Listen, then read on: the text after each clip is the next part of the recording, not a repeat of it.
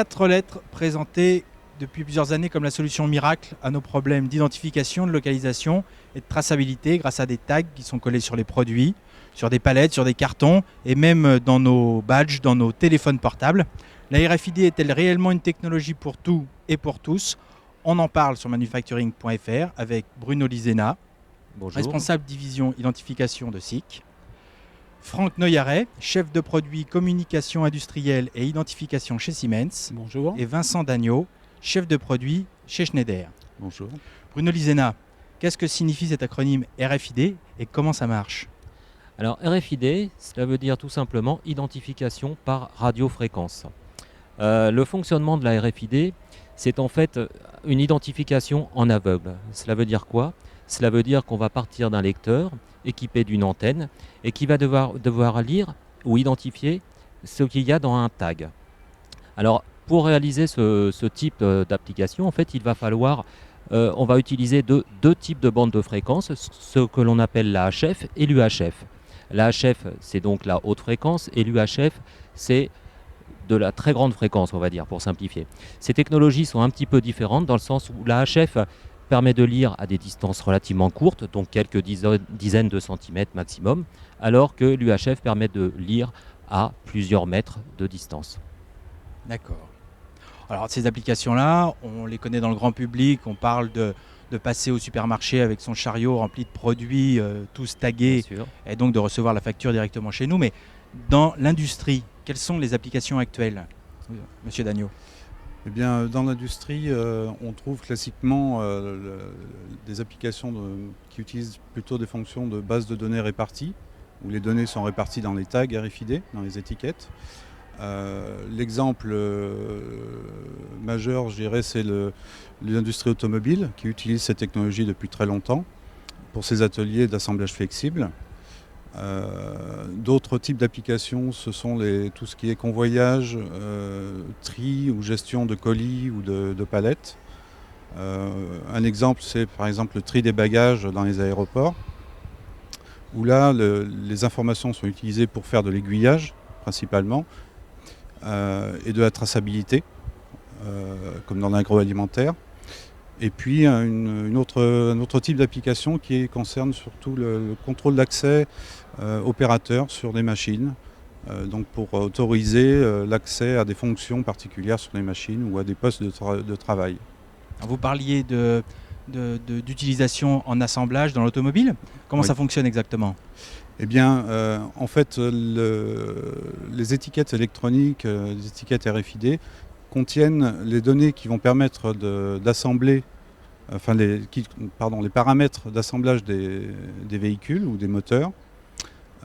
Et à chaque étape d'assemblage, l'automatisme va lire ces données de façon à les exploiter et à se paramétrer pour effectuer l'opération qui convient. Et en même temps, on enregistre l'historique de l'assemblage de la voiture ou du moteur. Ça veut dire qu'à la fin de la chaîne d'assemblage, le moteur a une espèce de carte d'identité avec tout son historique d'assemblage. C'est tout à fait ça. Oui. D'accord. Monsieur Noyaret, vous êtes présent sur le même type d'application, mais aussi sur des applications en robotique. Vous nous en dites un peu plus? Dans le monde de la robotique, on est amené aussi à avoir des systèmes de préhenseurs d'usinage. Et en tant que tel, on passe sur un banc de calibration. Donc les préhenseurs sont équipés de tags, ce qui permet d'enregistrer en fait toutes les informations de paramétrage des outils. Et lors de la prise du robot, il récupère toutes ces informations dynamiquement et il est entièrement paramétré sans avoir d'autres actions à mener. D'accord. Autrement dit, des réglages automatiques, pas d'erreur.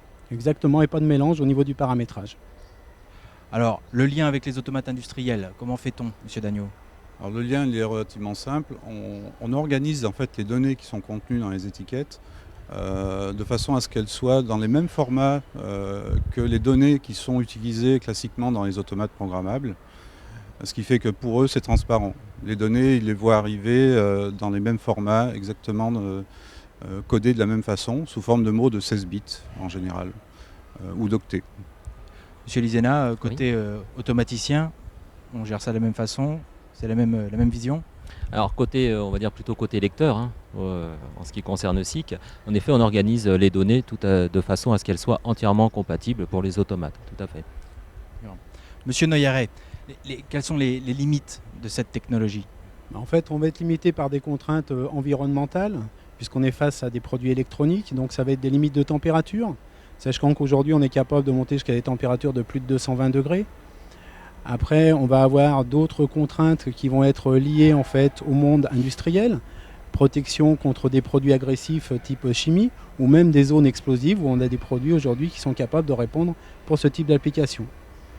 La deuxième contrainte que l'on va rencontrer avec ce type de produit, ça va être des contraintes liées à la radio, puisqu'effectivement, quand on a des produits radio et qu'on a des éléments métalliques importants, ça stoppe le champ. Donc l'idée, c'est de développer aussi des tags qui vont utiliser ce support métallique comme antenne, plutôt que de subir le milieu. Donc il existe aujourd'hui tout un tas de solutions pour répondre à tous ces besoins industriels. On parle aussi de limites liées à l'eau, enfin Alors, des grosses quantités d'eau. Exactement, il y a différents types de produits avec différents niveaux d'étanchéité. Et en fait, chaque produit s'adapte vraiment aux besoins, sachant que c'est des produits un petit peu spécifiques qui sortent au-delà des produits qu'on peut trouver type autocollant Smart Label. Mais là, c'est des produits durcis pour des applications spécifiques. Tout s'adapte, tout est possible. Exactement, il n'y a pas de limite, sauf l'imagination. D'accord. Monsieur Dagneau, ça a l'air quand même, même si c'est sans limite, ça a l'air un petit peu compliqué, mais alors est-ce qu'il y a des secrets pour réussir son implantation? Eh bien, pour réussir l'implantation, actuellement la tendance c'est plutôt de simplifier les lecteurs, de façon à les rendre le plus transparent possible entre les données que l'on va traiter et qui sont contenues dans les tags et puis les automatismes. Donc on voit apparaître des fonctions évoluer et dans l'avenir certainement des notions d'objets qui vont être transférées entre les étiquettes et les lecteurs et l'automatisme.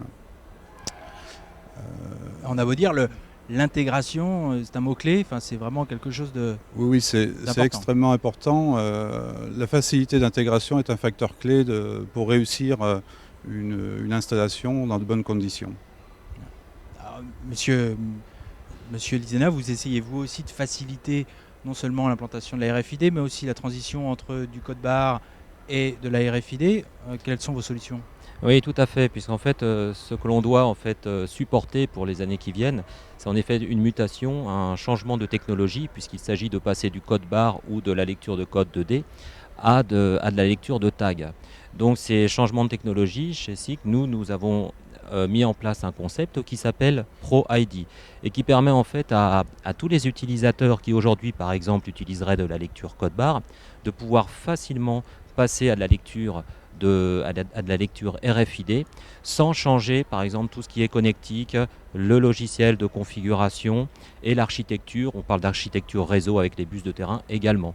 Donc c'est une transition qui peut se faire en douceur. D'accord. Alors Monsieur Dagneau, la RFID pour tout, on est bien d'accord? Pour tous, est-ce que c'est vraiment le cas? Et en particulier, est-ce que c'est adapté aux PME? Oui, tout à fait. On voit de plus en plus de PME qui utilisent cette technologie pour l'intégrer dans leur machine. Donc des fabricants de machines dans tous les domaines.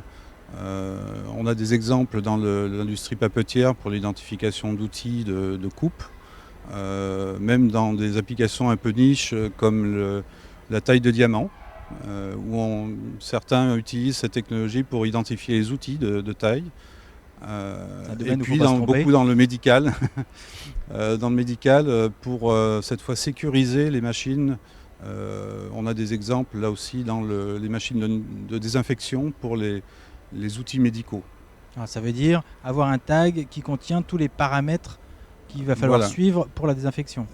Les tags accompagnent les outils qui peuvent être des endoscopes, des sondes échographiques et donc contiennent à la fois les paramètres qui vont permettre d'effectuer la bonne opération de désinfection dans les conditions prévues et aussi toute la traçabilité, c'est-à-dire l'historique de la vie du produit, de la vie de cet outil. Alors Monsieur Noyaret, la RFID est plutôt prometteuse. Manifestement, à l'étranger, ça marche pas mal. En Allemagne, par exemple, ça marche particulièrement bien. En France, on est un petit peu à la traîne. Il y a un petit peu de retard en France qui est lié à notre passif et à notre utilisation du code à barre, qui est extrêmement généralisé dans l'industrie. Et le passage de la technologie se fera dans le temps et en douceur, sachant qu'il faut attendre que de nouveaux produits arrivent avec des coûts de plus en plus réduits pour passer d'une technologie à l'autre. Donc finalement, la limite, c'est quoi? C'est le coût? Combien ça coûte? Oui, si on parle de quelques centimes d'euros pour un code barre, on va parler de 10 à 20 fois plus, un coût à 10-20 fois plus cher pour un tag en effet. Mais en fait, il faut quand même prendre en compte l'intégration mécanique du tag. Est-ce qu'on parle du tag uniquement ou de son intégration complète? Également des quantités. Donc c'est en effet un frein aujourd'hui, mais c'est un frein qui est en train de se réduire de plus en plus. Qu'est-ce qui va faire qu'on va finalement adopter cette technologie en masse, Monsieur Noyeret? Typiquement, on aura les coûts qui vont se réduire de plus en plus. Pour les applications générales, ce qu'on appelle la circuit ouvert, où c'est des tags jetables. Et là, on est face à des solutions type autocollante. Par contre, on va aussi avoir beaucoup de développement sur des tags avec de la valeur ajoutée qui vont permettre d'amener d'autres fonctionnalités ou d'autres suivis de produits qu'on pouvait avoir avec simplement un code à barre standard. Monsieur Dagneau, par exemple, les aéroports n'utilisent pas encore cette technologie. Ils pourraient la vulgariser. Elle se développe dans les aéroports, surtout pour la partie identification de bagages, qui commence petit à petit à remplacer le code à barre classique que l'on trouve sur les étiquettes papier. Ça, c'est la première utilisation pour les aéroports, mais il y a aussi le contrôle d'accès. Il y a plein d'applications qui existent déjà dans les aéroports. Contrôle d'accès, tri des bagages. On a déjà pas mal d'applications qui fonctionnent. D'accord. On parle aussi, alors, on a parlé de technologie HF, technologie UHF, tout ça c'est des tags passifs. Il existe aussi des tags actifs. Alors de quoi s'agit-il, Monsieur Lisena? Alors la différence entre un tag passif et un tag actif, c'est qu'un tag actif intègre une batterie. Donc à partir de ce moment-là, le tag permet d'être lu à une distance beaucoup plus importante.